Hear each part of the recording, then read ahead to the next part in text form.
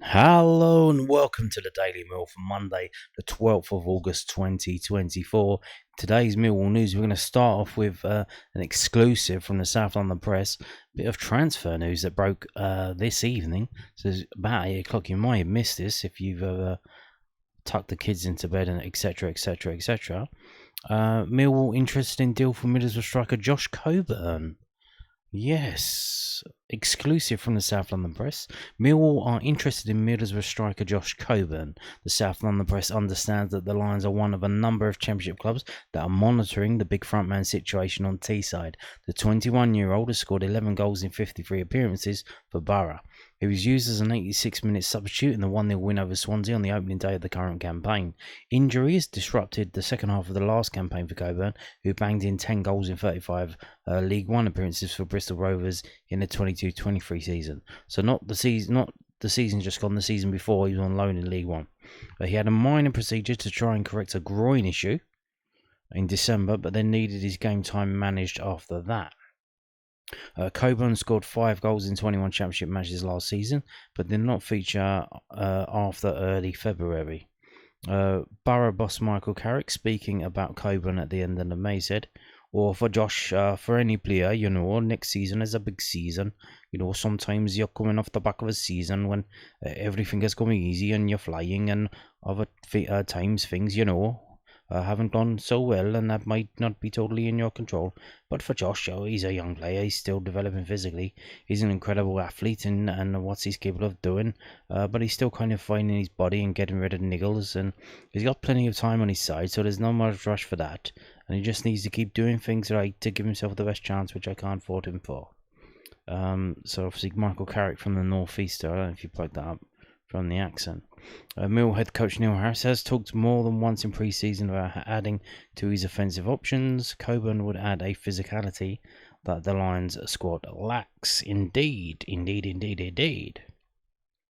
So, who is this guy? This guy's 6'3". He is the target man.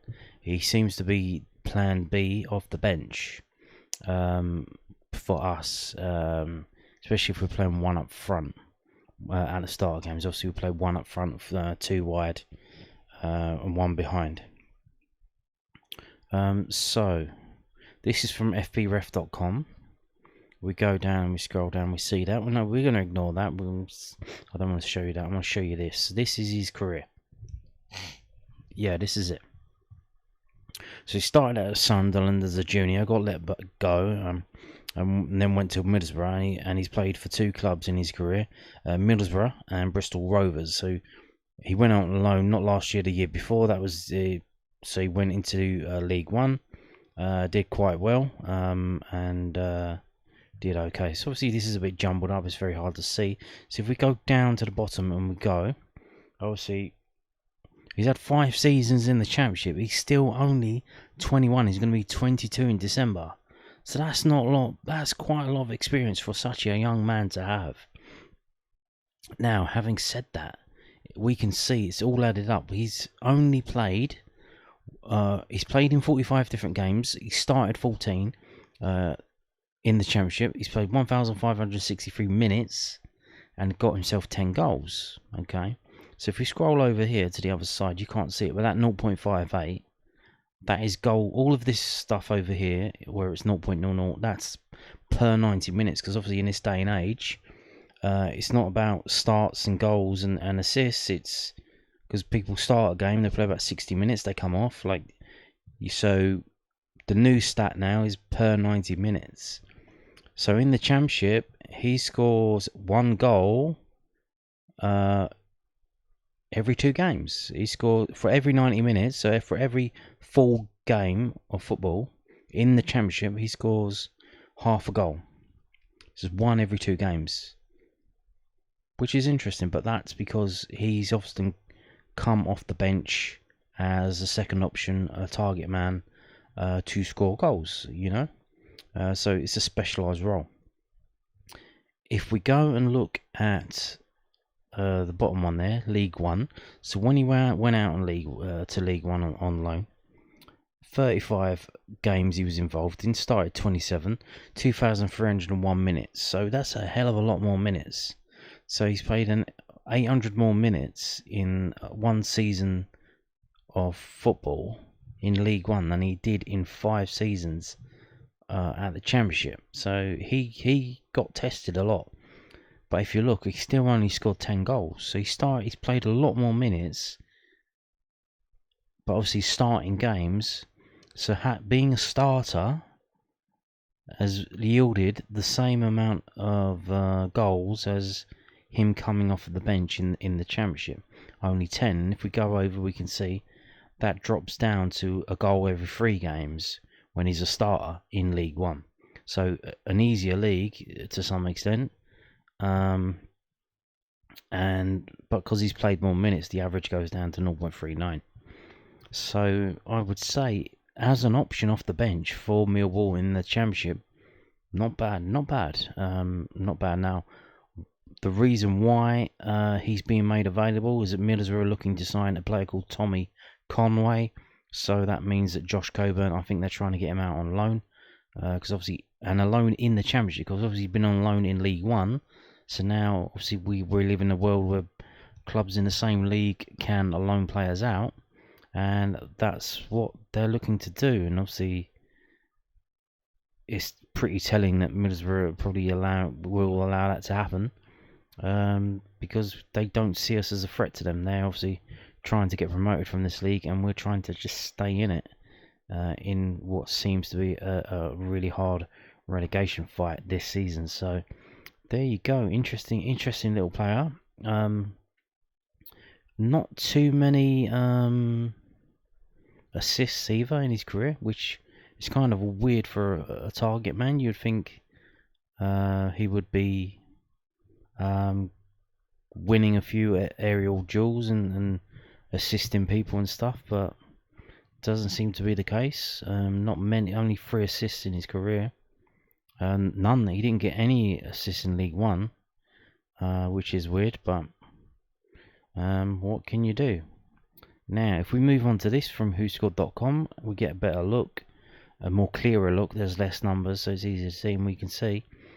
So in League One, this season highlighted here for Bristol Rovers, 27 starts, 8 substitute appearances, 10 goals, 1 yellow card, 1.4 shots per game, 61.8% pass success percentage. He average aerials won per game of 3.3, which is not insane for a target man. So I don't know if they were actually using him, like if he was literally like a blatant target man role, like a Matt Smith would be. So don't know about that, but you can see Middlesbrough was certainly not using him that way. If you can see last season, aerials won 1.3, playing 993 minutes, scoring 5 goals in those 993 minutes, and you can see he has scored 10 goals in the Championship, as we just saw in the previous page, but he scored 5 goals last season, and then all the way back in 2020, 21 and 21-22, that's when he scored the other 5 goals. So yeah, pretty weird career the young man's had. Stop-start, obviously injury problems last season. But here we go again, another player that is we seemingly can only get because he's got injury problems, and that opens him up. He's got of a certain quality, but his body has had a problem, and that makes him available to us because can't be trusted to play Middlesbrough squad. They would rather go out and spend the money that they've got to get someone who can play week in, week out and doesn't have a problem with their groin. So interesting stuff. If we sign him, would be good. So there you go. I mean, we can go through the stuff if you want. Tackles per game, doesn't really tackle. He was doing some tackling last season. Clearances, a few clearances. Offensive So shots per game. Cool. Okay. Passing wise, so his average passes per game, obviously coming off the bench. Interestingly, that in Middlesbrough's, so for some reason they've separated it out into competitions. So EFLC is EFL Cup. So Middlesbrough, he only came off the bench for the EFL Cup games, so he wasn't started in any of those games.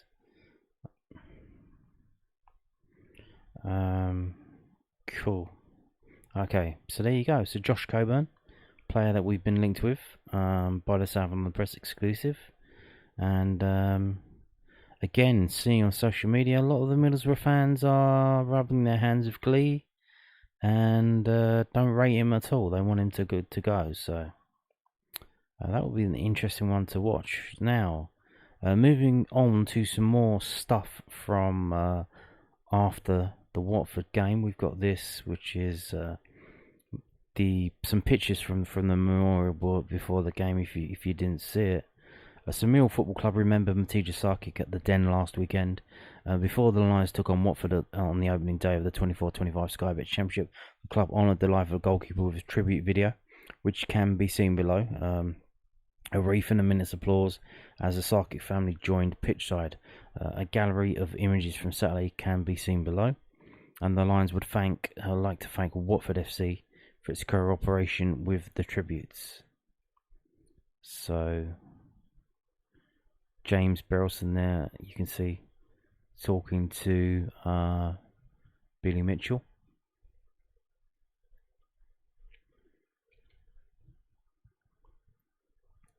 If we just scroll through some of these.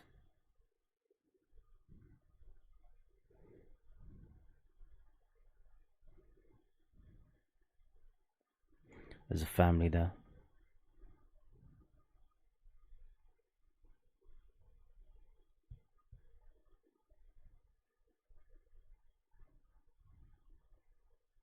And we're back to the beginning. So the video is on Twitter, I believe. So if you wanted to watch it, you can do for free, I believe. And there you go. Now moving on to this from the southernnews.co.uk. Watmore earns plaudits from Mill Chief. Well, I should think so. He was a ray of ginger hope in a otherwise bleary day. Duncan Watmore was singled out for praise by Neil Harris following his brace, which almost sealed a point against Watford. The Lions fought back from 2-0 down when Watmore struck twice in the 74th and 88th minutes, only to see all the good work undone moments later by what proved to be the winning goal from on-its substitute Milica Rajovic. Watmore almost completed his hat-trick in stoppage time, but was thwarted by the quick thinking of visiting keeper Daniel Buckman. Harris made no secret he wasn't happy with some of the things he saw on day one, notably the woeful way Mill conceded the opening goal directly from Idoki Yembe's corner. But the Mill boss wasn't all doom and gloom afterwards, flagging up Watmore's contribution and spells of play from his team, where they dominated. Harris said, "Oh, we were disappointed with the result. I'm disappointed to be sitting here talking about Matija passing away. Disappointed we've thrown away a great comeback. But what I will say is it was a really strong individual performance by Duncan Watmore. I thought he was exceptional and the best player on the pitch by a mile. We played really, really well with the football at times, and that was a huge step forward for us." The manager added, there were loads of positives in it. It was great to come back from 2 behind to get back on level terms. We created some really good chances. We were the dominant team and the best team out of the two, but ultimately the scoreline suggests that we didn't deserve to win the game. And that's all that matters in football. I'm not naive enough to think, okay, we will just play like that and we're going to win every week. And no, that's not what's going to happen. We have to make sure we're better in both boxes, and we have to find the balance between being attack-minded as we were and open as we were with the ball to making sure we don't get punished at the other end. And ultimately, the punishment came from the individual errors, and we need to be better on them. Harris also hailed the display of Ryan Leonard after the defender continued to play for another 20 minutes following an accidental collision with Watford's Matty Pollard before eventually coming off late on. The Den chief said, It was a clash of heads. It just shows his character, doesn't it? Oh, what a lad. To come back and battle on like he did. Brilliant. It shows the character of our group. It shows his mindset. It shows why he was voted Player of the Year last year by our fan base. I thought he played really, really well. Indeed.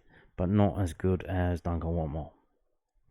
Now, moving on to this. We're looking ahead now, because that is it. We've had one day off, Sunday, and now we're on Monday, and we're looking ahead to a game on Tuesday. That's how it's going to be. So here we go again from londonnewsonline.co.uk. It's a brilliant football ground. Neil Harris on Portsmouth's return to the Championship. Fratton Park in transfer window. Wait for deals. I believe the first time that Millwall were playing at Fratton Park in 12 years. 12 years. And obviously not really the main event. The main event is the league game. That's being held there, but we've got an extra one this season. So we wait 12 years to play at Fratton Park, and then two come along at once. Here we go. Neil Harris is looking forward to taking his Mill side to Portsmouth tomorrow night, describing Fratton Park as a brilliant football ground. The Lions will be seeking a repeat of when they last made the trip to the South Coast outfit in the EFL Cup in August 2021, winning 2-1 with goals from Scott Malone and George Saville.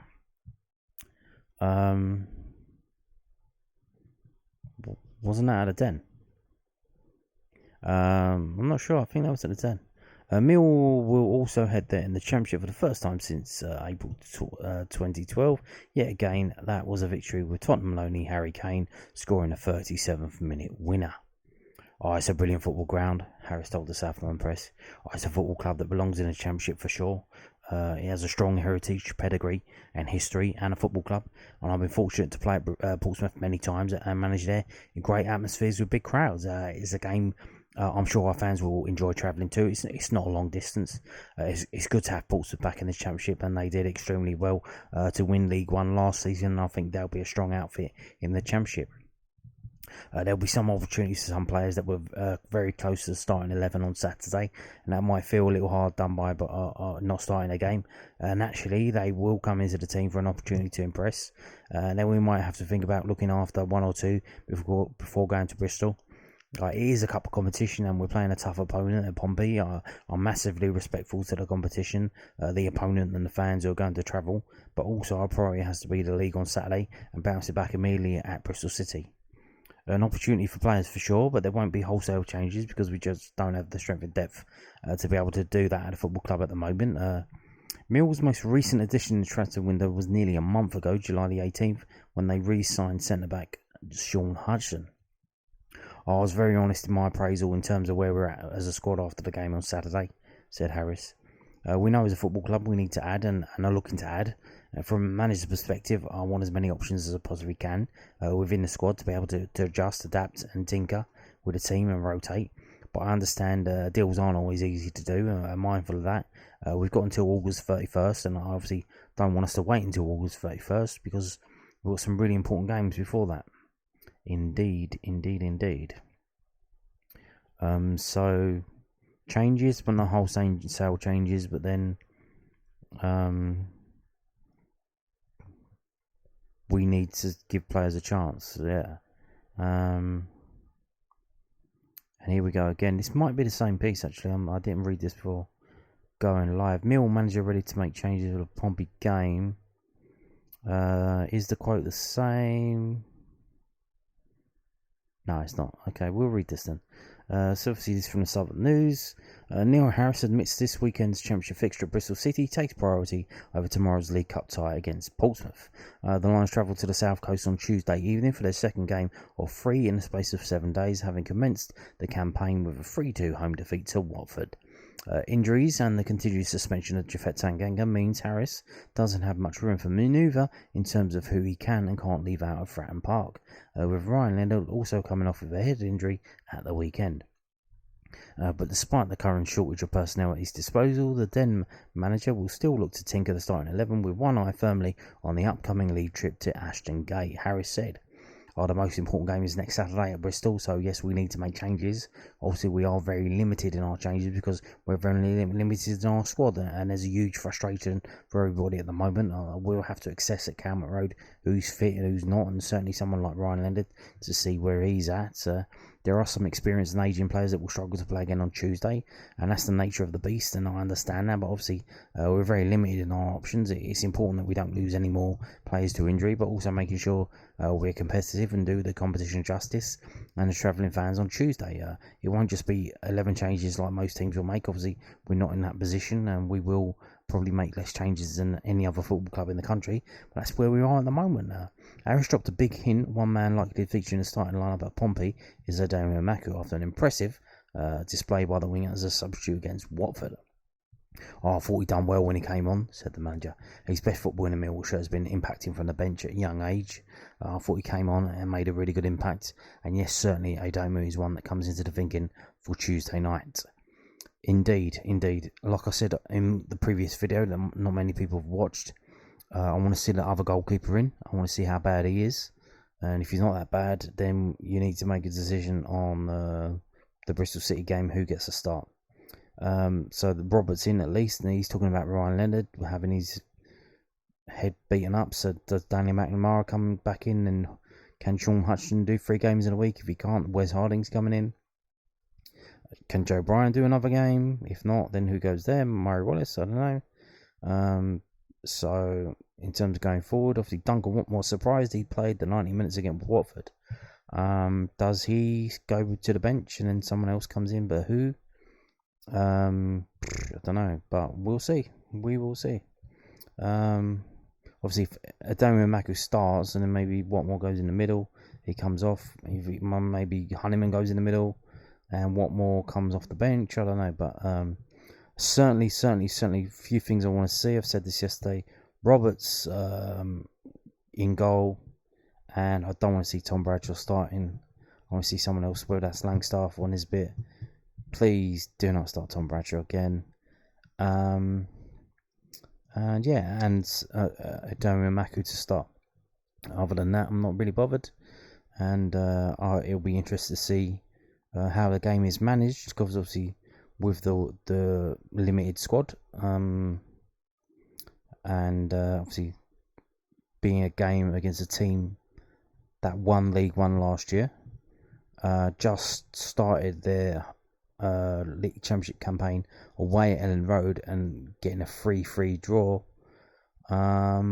This is could be a good test for some players who are on the outside of the squad who want to be on the inside. So let's preview the game. The preview from millwallfc.co.uk. Are there any clues? Can we see some clues about the team selection? So let's have a read of this. Millwall travelled to Portsmouth for a Carabao Cup first round tie on Tuesday night. Obviously, Millwall are sponsored this season by Carabao Cup, not by the cup, by the sports drink, by Carabao Sport, which is like Lucozade Sport, but Carabao. So, like I said, does that impact on them taking the competition seriously? I don't know. The Lions look to bounce back from Saturday's cruel loss to Watford and secure a place in round 2 of the competition at Fratton Park, a place where the club visit for the first time in 12 years. Exactly, that's what I thought. So I think the South London Press got it wrong about the League Cup game 3 years ago. Murray Wallace, Billy Mitchell, Zion Fleming and Adam Mayer are out of the journey south. As is Jafet Tanganga, who serves a second of his 3-match suspension. With Harris expected to make changes to the side that took on the Hornets, Liam Roberts could start in goal. Haha, yes please. So here we go. This might be a clue. So this is the thing. Like, if you're gonna change the goalkeeper, you can do it quite easily under the cover of its cup game, and I think it's only fair after the display that Jensen put in the other day. Whilst names such as Danny McNamara, Wes Harding, Aiden OBrien, Macaulay Langstaff and Kevin Nisbet could also come into Neil Harris's thinking. Yes, I'm liking the sound of this. Tickets are now off sale for the trip. Oh, please be aware that due to competition regulations, there will be no Millwall TV stream from Fratton Park on Tuesday night.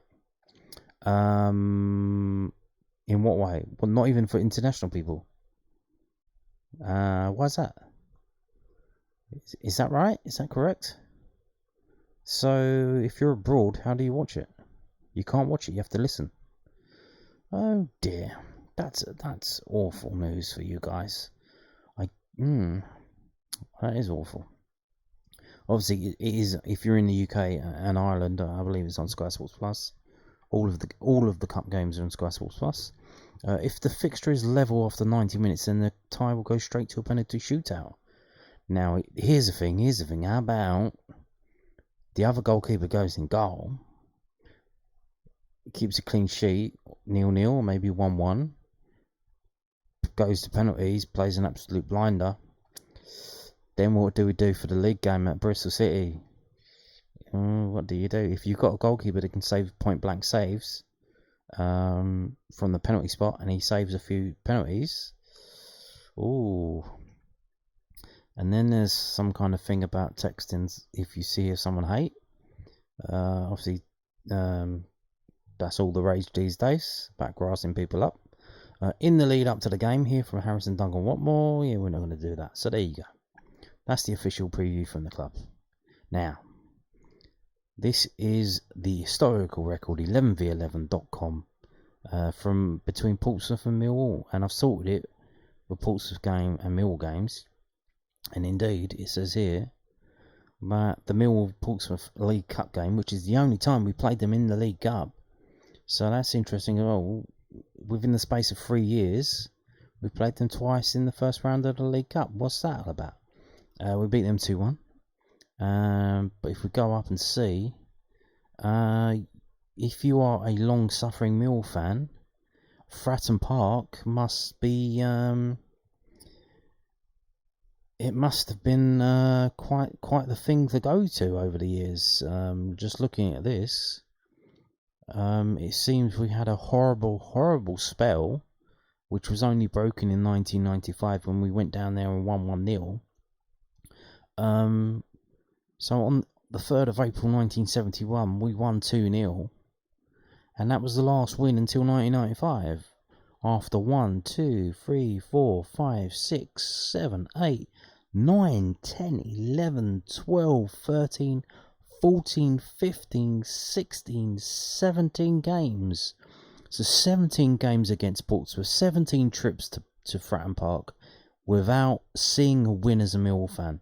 And not only that, one of those in 1992 was a 6-1 defeat. 6-1. That is an insane run of games. If you were going to all of those games, you would have, and you waited, and then 1995 comes along. And after all those games, after all those years, you finally see Millwall win at Fratton Park 1-0 on the 2nd of September 1995.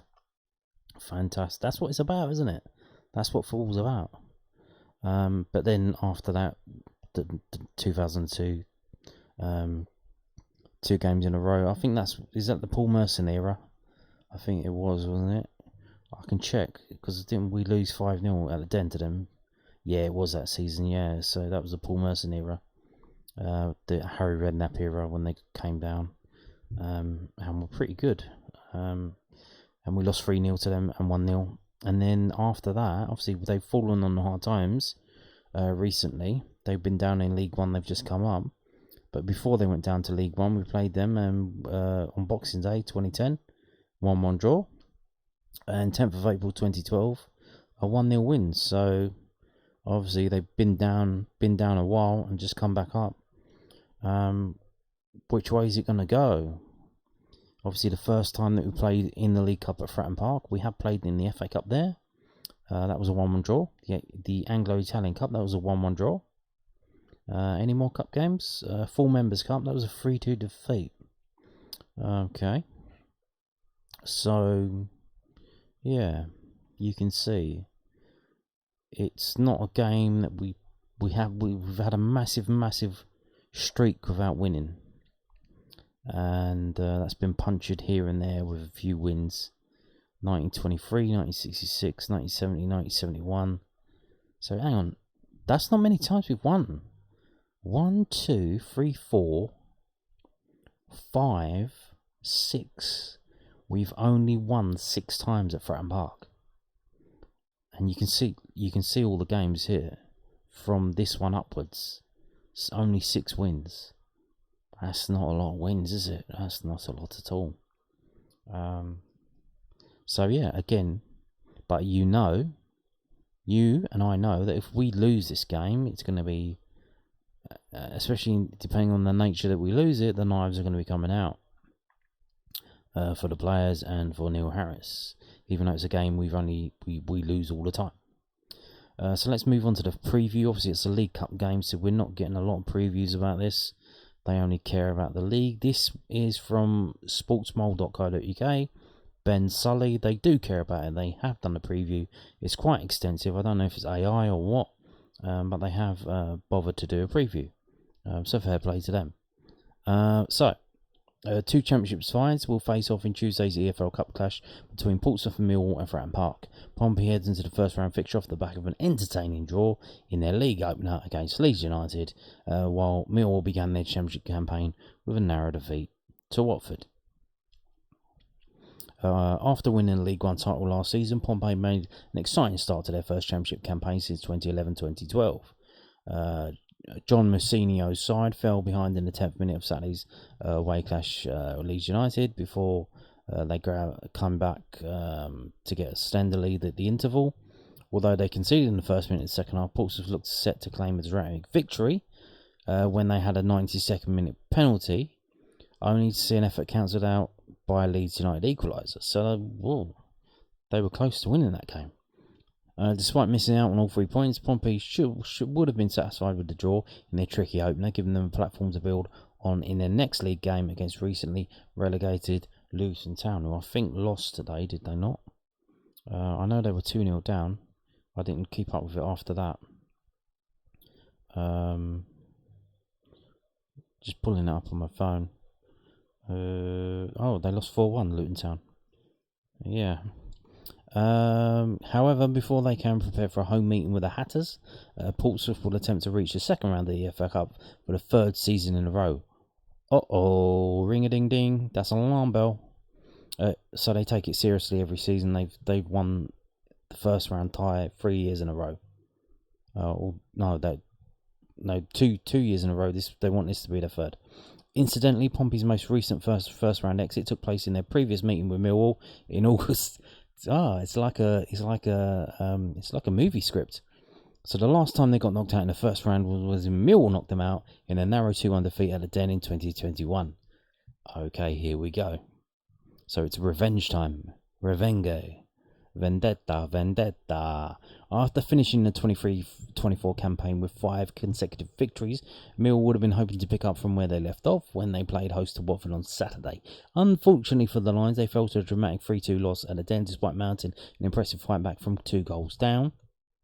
Neil Harris will hope his side can produce a positive response in the League Cup as Millwall bid to avoid a 3rd consecutive first round exit. Yeah, we don't take the League Cup seriously, do we? Obviously, that was before Neil Harris. The Lions suffered a 1-0 defeat to Cambridge United in the first round in 22-23 before they fell to a heavy 4-0 loss at this stage of last season's competition. With Millwall looking to end their 3-year wait for a second round appearance, they may be able to take confidence from the fact that they won each of their previous 3 games against Portsmouth, including the 1-0 win on their most recent trip to Fratton Park in April 2012. Well, that was 12 years ago. A lot of things have changed. Well, not for Millwall, because apparently in that game, that was 12 years ago, can you believe 9 of the players involved in that game 12 years ago are still at the club? Yes. Seriously. Apparently. Team news. The hosts are still unable to call upon the services of Regan Paul, Jacob Farrell, Josh Murphy and Colby Bishop. Australian international Kuzini Yengi missed the league opener due to a slight groin strain. Dirty boy. While he is expected to be absent for Tuesday's game, Mousinho is hopeful the striker will prove his fitness in time for Saturday's championship clash with Luton Town. Summer signing Jordan Archer. Here we go, Jordan Archer. If Jordan Archer starts and we lose, my goodness. Could be one of several players brought into the side for the cup fixture, with the ex-Millwall goalkeeper set to make his Pompey debut against his former club. As for the visitors, they're expected to be without the injured quartet of Murray Wallace, Billy Mitchell, Adam Mayer and Zion Fleming.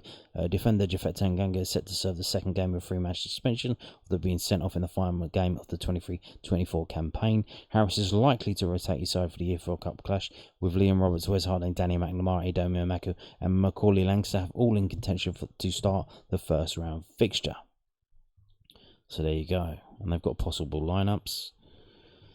And they say, this is their prediction, sportsmall.co.uk we say, Portsmouth 2, Millwall 1. Portsmouth may have struggled in recent meetings with Millwall, but they have progressed from the first round in the last 2 seasons, and we think they will do enough to continue that run on Tuesday. So there you go, 2-1. I'm going to give my prediction now, because this is all the only predictions we've got. Obviously highly dependent on the team we put out. Like I said, I want to see some changes made. We've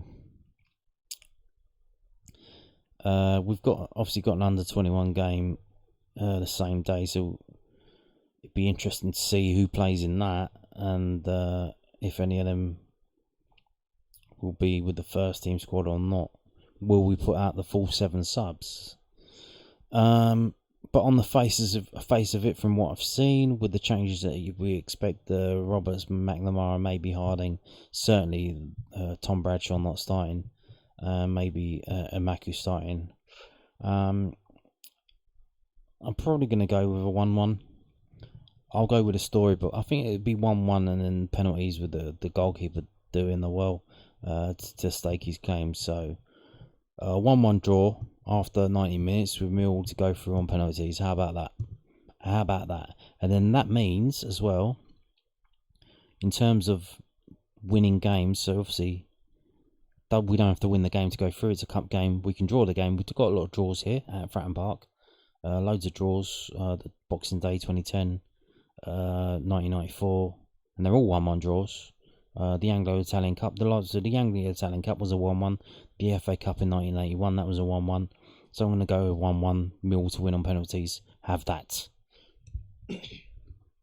Now, that's not the end of the video, because we've got stuff to talk about.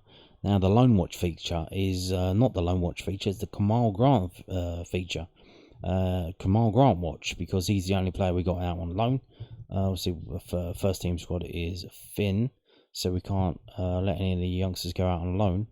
He's the only one who has, and he scored.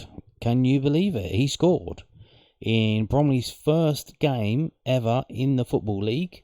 A bit of history. He scored. He didn't score the first goal, so he's not in the record books of scoring their first ever EFL goal, the league goal. He got the second. So Kamarl Grant scored for Bromley last weekend as the Ravens got off to a winning start in the EFL.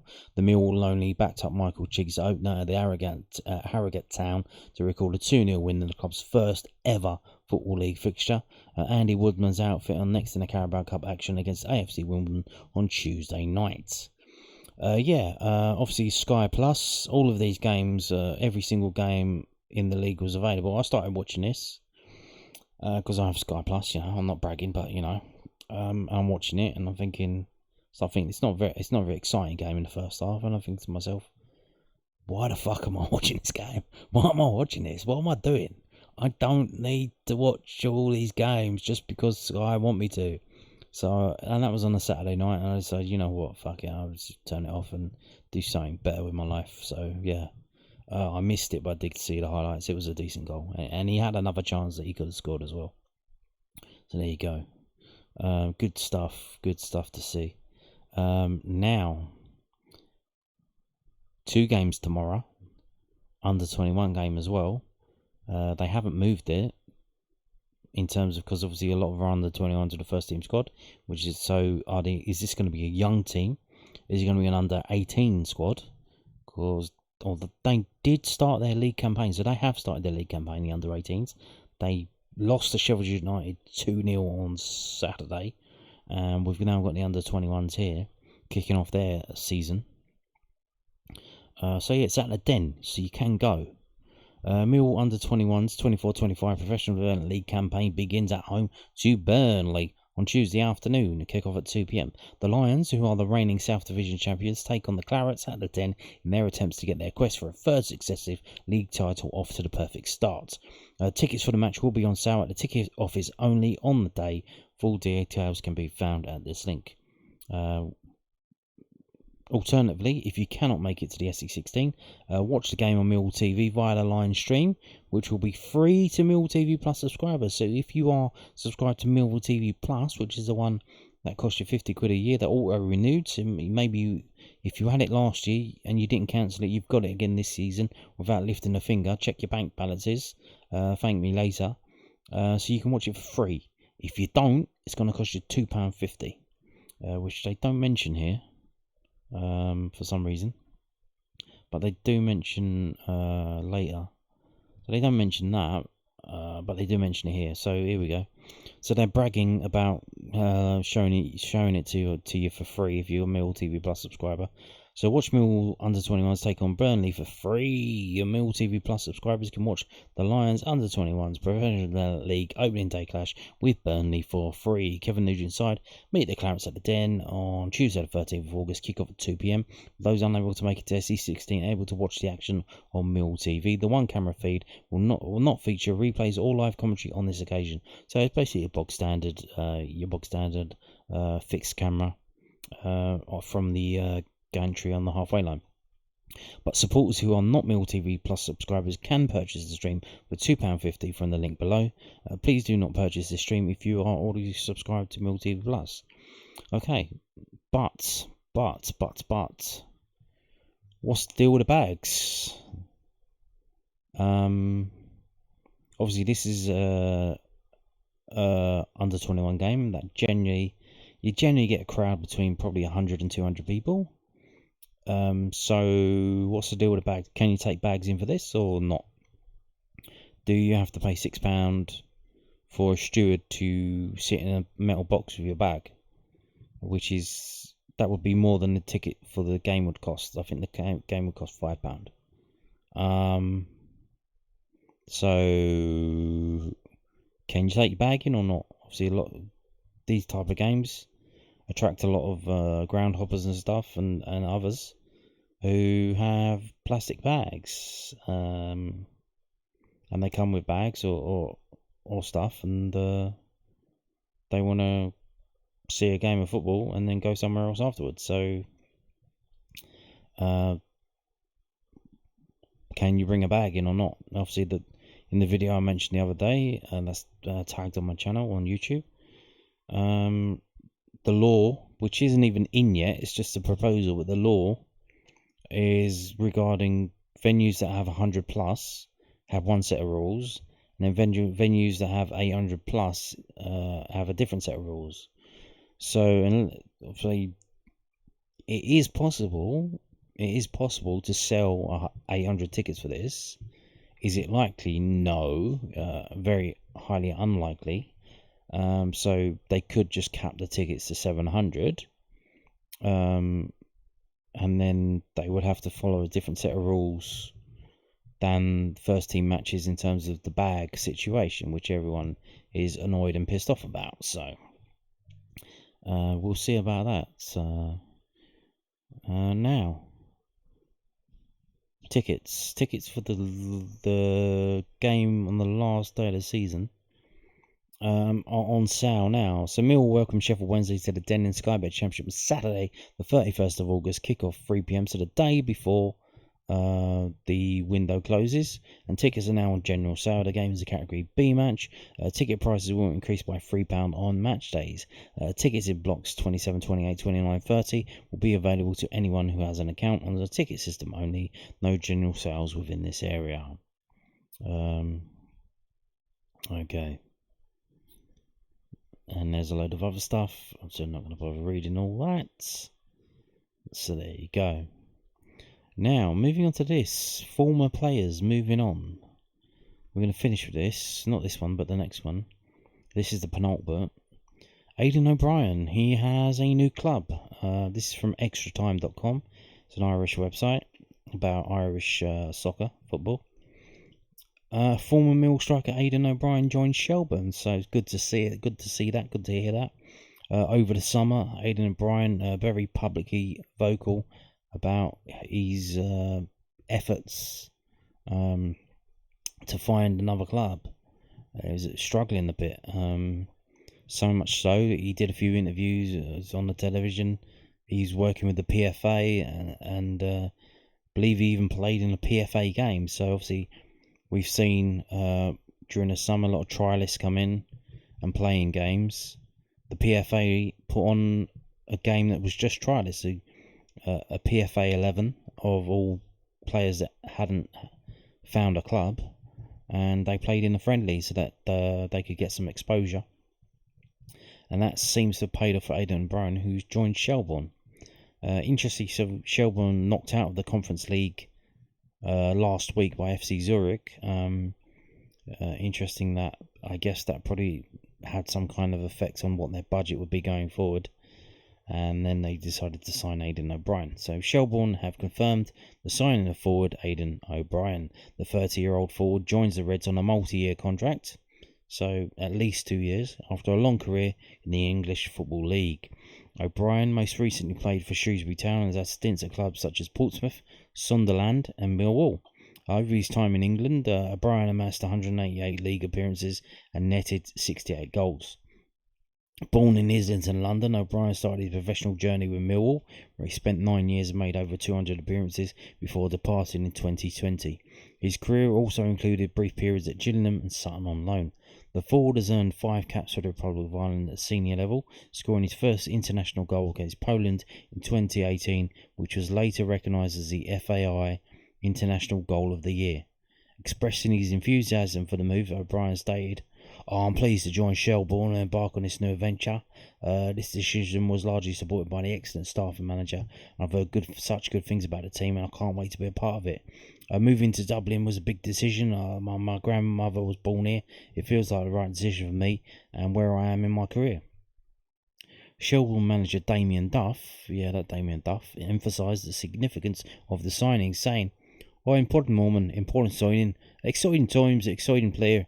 Aiden brings a wealth of experience and quality, but most importantly, presence, personality, leadership, and Aiden was desperate to come, which I found so refreshing. He lives under pressure and responsibility, so he's come to the right place at the right time.